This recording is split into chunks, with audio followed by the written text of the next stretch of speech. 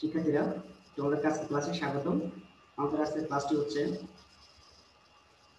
বর্তনীর মোট তুল্য রোধ নির্ণয় এবং প্রতিটি রোধের বা ব্রাঞ্চের ভেতর দিয়ে প্রবাহিত তড়িতের পরিমাণ এবং ভোল্টেজ নির্ণয় করা। এটি তোমাদের সাথে আমার ৪র্থ নম্বর ক্লাস। তোমরা যারা বর্তনীর তুল্য রোধ নির্ণয় করতে পারো না অথবা সিম্পল কোনো সার্কিট দেওয়া থাকলে বা বর্তনী দেওয়া থাকলে যারা তড়িৎ প্রবাহ এবং ভোল্টেজ নির্ণয় করতে পারো না, তারা আমার পূর্বের ক্লাসগুলো যদি দেখে নাও, আমি শিওর যে তোমরা খুব ভালোভাবে পারফর্ম করতে পারবে। এই সার্কিটটা অনেকটাই বড়, অর্থাৎ অনেকগুলো রোধ একসাথে সংযুক্ত আছে। তাহলে বড় ধরনের সার্কিট যদি সমাধান করতে হয়, অবশ্যই পূর্ব জ্ঞানগুলো স্ট্রং হওয়া উচিত। তাহলে তোমাদেরকে আমি যদি রিকোয়েস্ট করি যে তোমরা আমার পূর্বের ক্লাসগুলো দেখে নিলে খুব সহজে কিভাবে সার্কিটের ছোট ছোট সার্কিটের কিভাবে প্রতিটি রোধের ভিতর দিয়ে প্রবাহিত তড়িতের পরিমাণ এবং ভোল্টেজ নির্ণয় করবে তা তোমরা সহজেই পারবে। এখন আমরা যদি এই সার্কিটটি যদি প্রতিটি ব্রাঞ্চের ভেতর দিয়ে যদি প্রবাহিত তড়িতের পরিমাণ এবং ভোল্টেজ নির্ণয় করতে হয়, তাহলে প্রথমে হচ্ছে যে পুরো সার্কিটের তুল্য রোধটা জানা লাগবে। আমি তোমাদের জন্য লিখে রেখেছি স্ক্রিনে যে এই বর্তনীর মোট তুল্য রোধ হচ্ছে 10 ওহম। তোমরা আমার পূর্বের ক্লাসগুলো দেখে করে নিতে পারো। একই রকমের সার্কিট আমি সমাধান করে দিয়েছি, এই সার্কিটটি সমাধান করে দিয়েছি। ওখানে আছে শুধুমাত্র রোধের মানগুলো ভিন্ন, তোমরা ওই ক্লাসটি দেখে নিলে খুব সহজেই পারবে। এখন আমরা যদি আমাদের এই সার্কিটটি যদি তুল্য রোধ আগে থেকেই জেনে নিই যে আমাদের এই সার্কিটের তুল্য রোধ হচ্ছে 10 ওহম। এখন আমরা তুল্য রোধ যদি জেনে ফেলি, আমাদের ভোল্টেজ দেওয়া আছে, মোট ভোল্টেজ হচ্ছে আমাদের 120 ভোল্ট। তাহলে আমরা মোট তড়িৎ প্রবাহটা অবশ্যই জানবো। আমরা জানি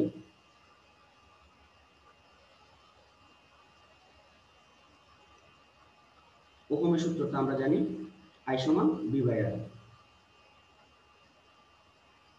তাহলে এখানে হবে মোট তুল্য রোধ, V এর মান হচ্ছে 120 ভোল্ট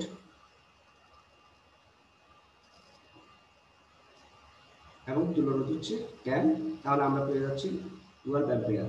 তাহলে আমাদের এই পুরো সার্কিটের মধ্যে দিয়ে 12 অ্যাম্পিয়ার পরিমাণ কারেন্ট প্রবাহিত হয়। আমরা যদি এটা মুছে দিই এবং আমি যদি মানটা যদি এখানে লিখে ফেলি যে মোট তড়িৎ প্রবাহ IT = 12 অ্যাম্পিয়ার।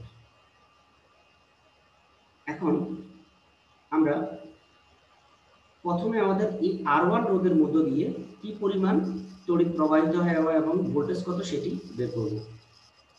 তাহলে প্রথম টার্গেট হচ্ছে আমাদের R1 বের করা। এখন আমি যদি R1 যদি বের করতে হয়, তাহলে আমাদের একেবারে শুরু করে এখান থেকে শুরু করে, অর্থাৎ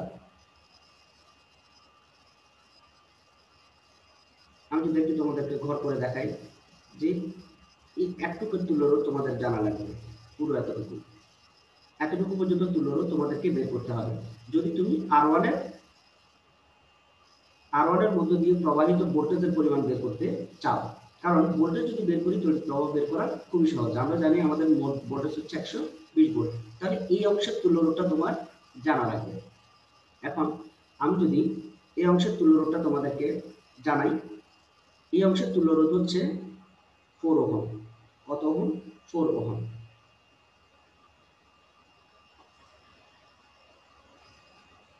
তাহলে শিক্ষার্থীরা, আমি এই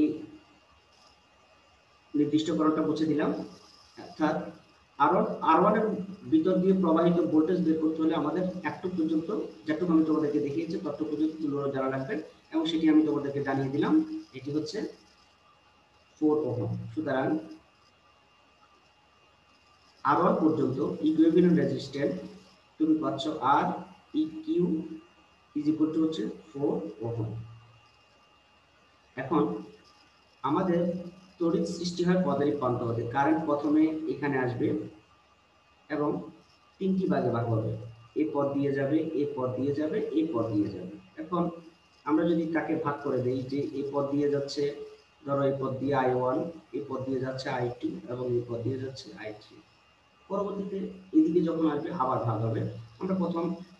আমরা চাচ্ছি R1টা বের করতে, R1 এর মধ্যে দিয়ে কত ভোল্টেজ কারেন্ট যাচ্ছে সেটি আমরা বের করতে চাচ্ছি। এখন আমরা তুল্য রোধ পেলাম 4 ওহম। এখন আমাদের মোট কারেন্ট হচ্ছে 12 অ্যাম্পিয়ার। তাহলে আমাদের এখান দিয়ে ভোল্টেজ কত সেটি আমরা বের করব।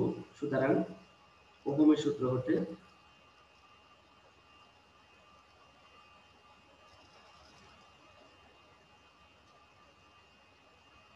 প্রথমে আমরা R1টা নির্ণয় করতেছি। ওহমের সূত্র হতে V IR। তাহলে আমাদের মোট আইটি আর ইকুইভ্যালেন্ট রেজিস্ট্যান্স বা সমতুল্য রোধ। এখন আইটির মান আমরা জানি, আইটির মান হচ্ছে 12 এবং সমতুল্য রোধ হচ্ছে 4। তাহলে আমরা বুঝতে পেরেছি যে 48 ভোল্ট কারেন্ট আমাদের R1 রোধের মধ্য দিয়ে প্রবাহিত হচ্ছে। তাহলে 48 ভোল্ট যদি কারেন্ট প্রবাহিত হয়, তাহলে এখন আমাদেরকে আমরা তড়িৎ প্রবাহ খুব দ্রুতই বের করে ফেলতে পারি। সুতরাং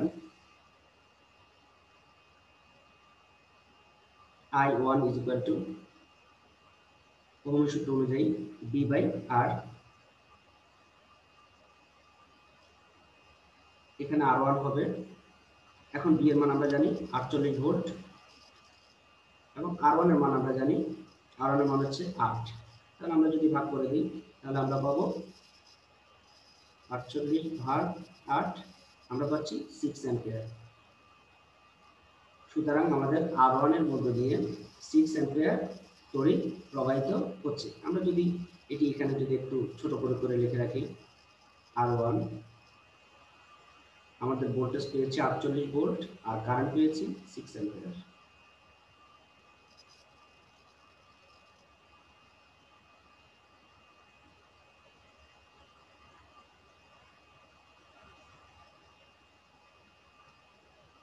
তাহলে সেক্ষেত্রে আমরা যদি R1টাকে মুছে দিই, R1 নির্ণয় করা শেষ, আমরা R1 মুছে দিলাম, R1 আনি।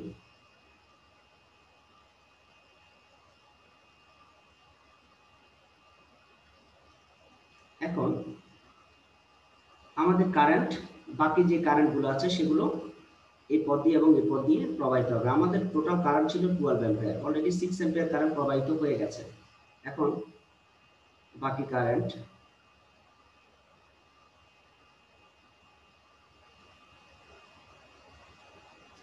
-6 is equal to 6 অ্যাম্পিয়ার।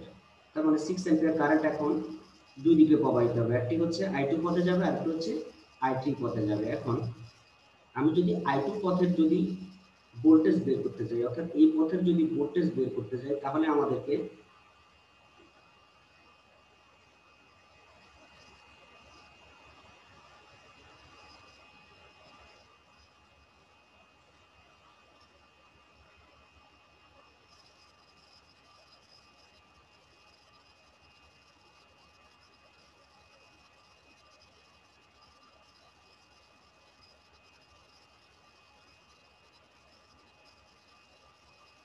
এই অংশটা, অর্থাৎ এই যে এই অংশটা পর্যন্ত আমাদেরকে ভোল্টেজ বের করতে হবে, অর্থাৎ তুল্যরোধ বের করতে হবে। এখন শুধুমাত্র R3 ছাড়া, R3 ব্যতীত। এখন আমি যদি এটা যদি মুছে দেই,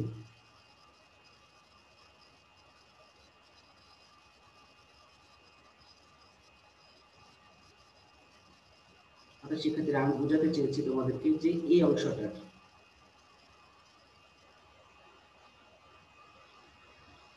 যদি তুমি I2 এর যদি ভোল্টেজ, অর্থাৎ এই যে I2 পথে, এই পথটার মধ্য দিয়ে যদি প্রবাহিত কারেন্ট বের করতে হয়, প্রথমে যদি ভোল্টেজ নির্ণয় করতে হয়, তাহলে প্রথমে একটু পর্যন্ত তোমাকে তুল্যরোধ জানা লাগবে।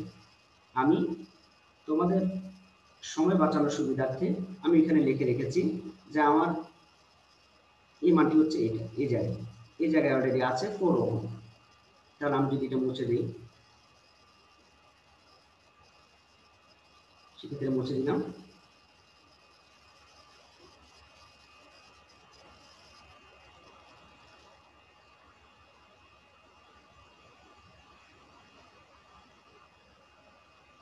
তাহলে আমার I2 পথের জন্য, অর্থাৎ এই রোধটার নাম হচ্ছে R4, তাহলে এটার যে সমতুল্য রোধ, সুতরাং সমতুল্য রোধ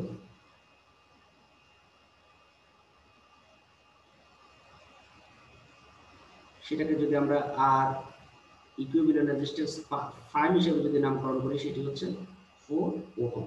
এখন আমরা এই যে I2 পথে যে ভোল্টেজ আছে সেটি বের করব, অর্থাৎ R4 রোধের মধ্যে দিয়ে ভোল্টেজটা বের করতে চাচ্ছি আমরা। তাহলে V is equal to IR, তাহলে IT আর ইকুইভ্যালেন্ট রেজিস্ট্যান্স 5, এবং IT হচ্ছে আমাদের মাত্র কত বাকি আছে, 6 অ্যাম্পিয়ার। তাহলে আমরা লিখে ফেলি 6 ইনটু আমাদের সমতুল্য রোধ হচ্ছে 4, তার মানে হচ্ছে 24 ভোল্ট, 4 6 24 ভোল্ট। তাহলে আমরা সেক্ষেত্রে আমরা বুঝতে পারি যে R4 এর ভিতর দিয়ে 24 ভোল্টের কারেন্ট যাচ্ছে। আমরা যদি এখানে লিখে ফেলি যে R4 এর ভিতর দিয়ে 24 ভোল্টের কারেন্ট যাচ্ছে। এখন এখন আমরা যদি তড়িৎ প্রবাহ বের করি, সুতরাং I2 যদি বের করি, I2 is equal to আমরা জানি V বাই R, আমরা বিভব পেয়েছি 24 ভোল্ট, এবং R4 এর মান হচ্ছে কত, 8, তাহলে আমরা পেয়ে যাচ্ছি 3 অ্যাম্পিয়ার। 3 অ্যাম্পিয়ার কারেন্ট প্রবাহিত হচ্ছে। তাহলে শিক্ষার্থীরা 3 অ্যাম্পিয়ার, তাহলে আমরা R4 পেয়ে গেলাম। আমরা যদি R4 মুছে দিই, অর্থাৎ যেটা আমরা নির্ণয় করবো সেটা আমরা মুছে দিই।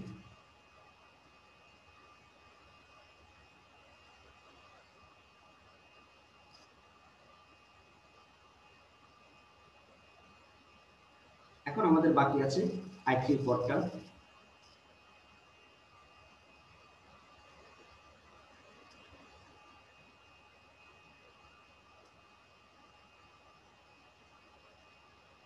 এটা নির্ণয় করা একেবারে সহজ। আমাদের টোটাল কারেন্ট বাকি ছিল 6 অ্যাম্পিয়ার, অলরেডি 3 অ্যাম্পিয়ার প্রবাহিত হয়ে গেছে, তাহলে আর বাকি কারেন্ট, সুতরাং R5 এর মধ্য দিয়ে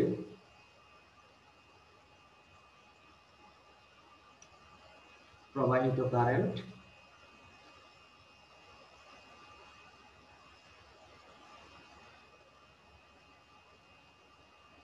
6 বিয়োগ 3 ইকুয়াল টু 3 অ্যাম্পিয়ার। তাহলে 3 অ্যাম্পিয়ার কারেন্ট R5 রোধের মধ্যে দিয়ে প্রবাহিত হয়। এবং আমরা যদি ভোল্টেজ বের করি, সুতরাং ভোল্টেজ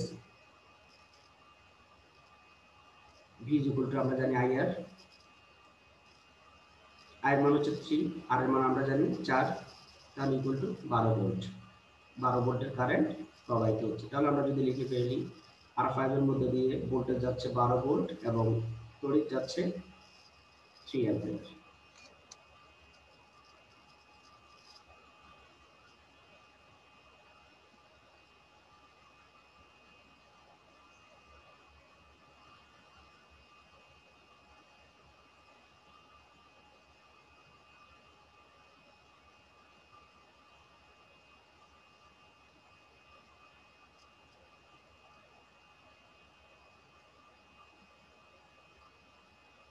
তাহলে শিক্ষার্থীরা, এখন আমরা এখানে লিখে রাখি যে আমাদের এই পথ দিয়ে যাচ্ছে 3 অ্যাম্পিয়ার কারেন্ট, এই পথ দিয়ে যাচ্ছে 3 অ্যাম্পিয়ার কারেন্ট, এই পথ দিয়ে যাচ্ছে 6 অ্যাম্পিয়ার কারেন্ট।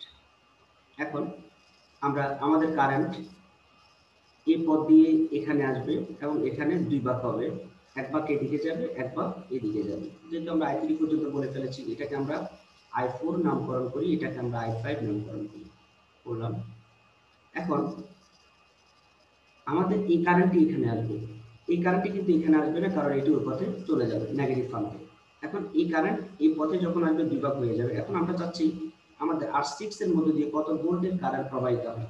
এখন একই কথা, আমি যদি এটা যদি বের করতে হয়, তাহলে আমাকে পুরো এই অংশের তুল্যরোধ বের করা লাগবে। অর্থাৎ আমি যদি তোমাদেরকে একটু মার্ক করে দেখিয়ে দিই, অর্থাৎ আমি যদি R6 বের করতে হয়, তাহলে আমাকে F2 এর তুল্যরোধ জানা লাগবে। সুতরাং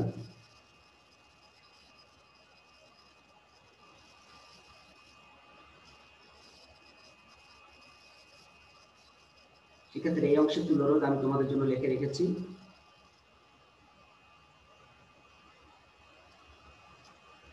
সেটি হচ্ছে 4 ওহম। সুতরাং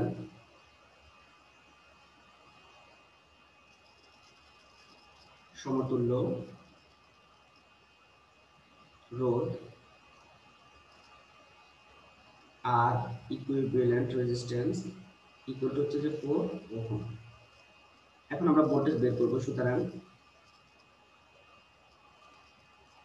R6 এর ভেতর দিয়ে প্রবাহিত ভোল্টেজ আমরা জানি ওহমের সূত্রতে আইআর আইটি আর ইকুইভ্যালেন্ট ডাবল ফ্রেম। এখন আমাদের এখানে আসছে কত 3 অ্যাম্পিয়ার কারেন্ট, তাহলে আমরা এখানে লিখব 3 ইনটু ইকুইভ্যালেন্ট রেজিস্ট্যান্স হচ্ছে 4 ইকুয়াল টু আমরা পাচ্ছি 12 ভোল্ট, অর্থাৎ R6 এর মধ্য দিয়ে 12 ভোল্টের কারেন্ট যাচ্ছে। এখন তার তড়িৎ প্রবাহ কত যাচ্ছে, সুতরাং I4 is equal to V by R6। V এর মান হচ্ছে আমাদের 12 ভোল্ট, R6 হচ্ছে 6 ওহম। তাহলে আমরা যদি কাটাকাটি করি আমরা পাচ্ছি 12 অ্যাম্পিয়ার। তাহলে শিক্ষার্থীরা আমাদের R6 এর মধ্যে দিয়ে 2 অ্যাম্পিয়ার কারেন্ট প্রবাহিত হয়।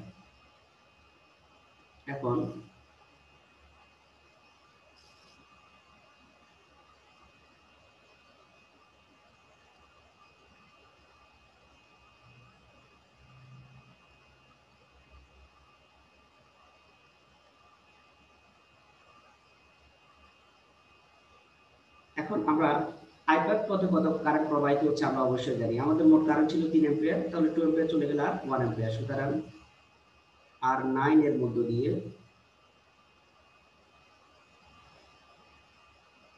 প্রবাহিত কারেন্ট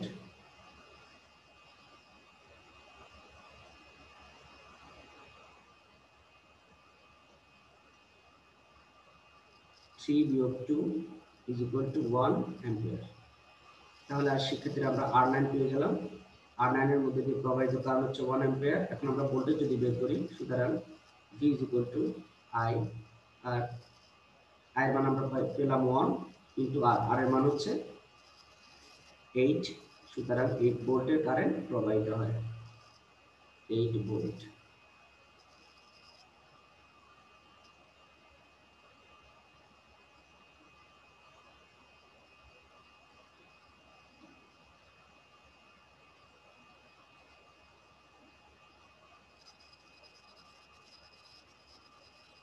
এখন শিক্ষার্থীরা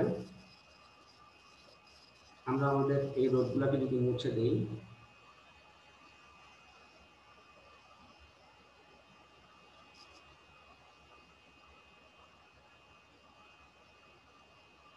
এখানে 1 অ্যাম্পিয়ার কারেন্ট প্রবাহিত হচ্ছে, তাহলে এই পয়েন্টে 1 অ্যাম্পিয়ার কারেন্ট আসবে। এখান দিয়ে 2 অ্যাম্পিয়ার কারেন্ট প্রবাহিত হয়েছিল। এখন এই 1 অ্যাম্পিয়ার কারেন্ট এখন এই পথ দিয়ে প্রবাহিত হবে, এই পথ দিয়ে প্রবাহিত হবে। আমরা এটাকে যদি I6 নামকরণ করি, এটাকে নামকরণ করব I7 পথে। এখন আমরা যদি প্রথমে R8 এর মধ্য দিয়ে প্রবাহিত ভোল্টেজ বের করতে হয়, তাহলে আমাদেরকে এই অংশটা তুল্যরোধ জানা লাগবে। এই অংশটা তুল্যরোধ আমি তোমাদের জন্য লিখে রেখেছি, সেটি হচ্ছে 4 ওহম। সুতরাং R8 এর সমতুল্য রোধ আর T4 prime equivalent resistance equal to হচ্ছে যে 4 ওহম। সুতরাং ভোল্টেজ IT আর T4 প্রাইম ইকি। এখন তড়িৎ এখানে আসছে 1 এবং সমতুল্য রোধ হচ্ছে 4 ইকুয়াল টু 4 ভোল্ট। তাহলে আমরা R8 পেয়ে গেলাম। R8 এর মধ্যে দিয়ে 8 ভোল্ট 4 ভোল্টের কারেন্ট প্রবাহিত হচ্ছে। এখন আমরা তড়িৎ প্রবাহ বের করব, সুতরাং I সমান V বাই R8। তাহলে আমরা পাচ্ছি 4 ডিভাইডেড বাই 6। তাহলে শিক্ষার্থীরা আমরা পাচ্ছি 4 বার 6 0.67 অ্যাম্পিয়ার, 0.67 অ্যাম্পিয়ার।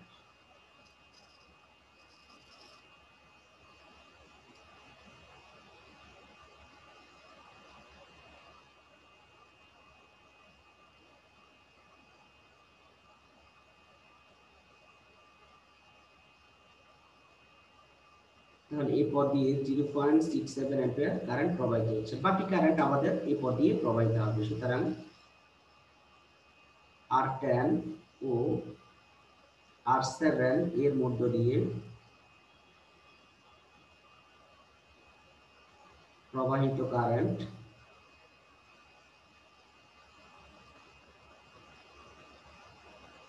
1 বিয়োগ 0.67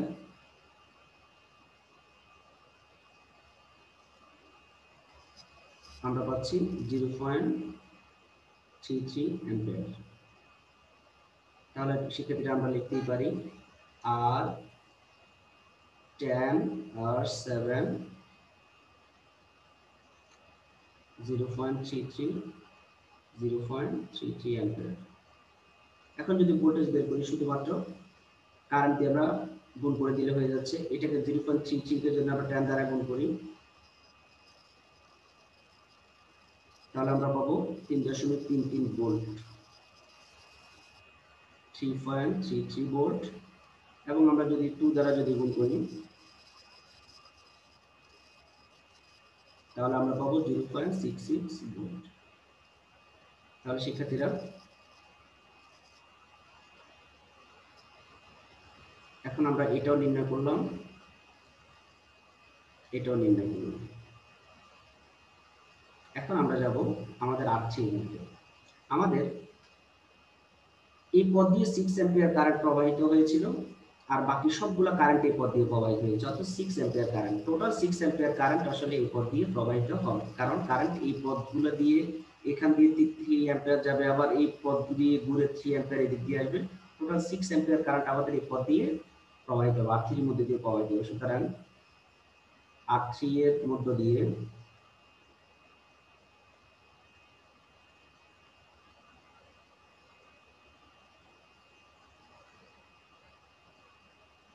প্রবাহিত কারেন্ট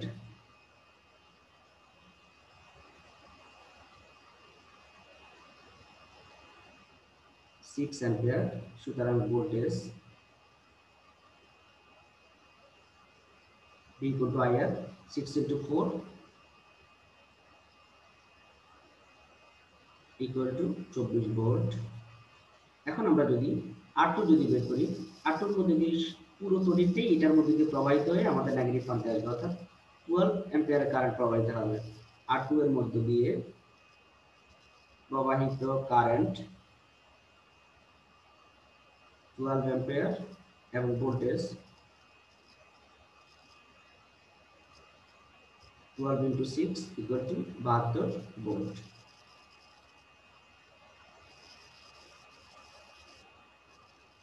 তাহলে শিক্ষার্থীরা আমরা আমাদের এই সার্কিটের প্রতিটি ব্রাঞ্চের তড়িৎ এবং ভোল্টেজের পরিমাণ হিসাব করলাম। শিক্ষার্থীরা আমি আবার বলি, যদি প্রতিটি ব্রাঞ্চের তড়িৎ প্রবাহ এবং ভোল্টেজ বের করতে প্রথম শর্ত হচ্ছে সমতুল্য রোধ বের করা জানতে হবে, অর্থাৎ তুল্য রোধ বের করা জানতে হবে। তোমরা আমার সবগুলো ক্লাস দেখো, আমি আশা করব, আমি বিশ্বাসী যে তোমরা সার্কিট সমাধান করতে কোনো সমস্যা হবে না। শিক্ষার্থীরা তোমরা ভালো থাকবে, বেশি বেশি প্র্যাকটিস করবে। আল্লাহ হাফেজ।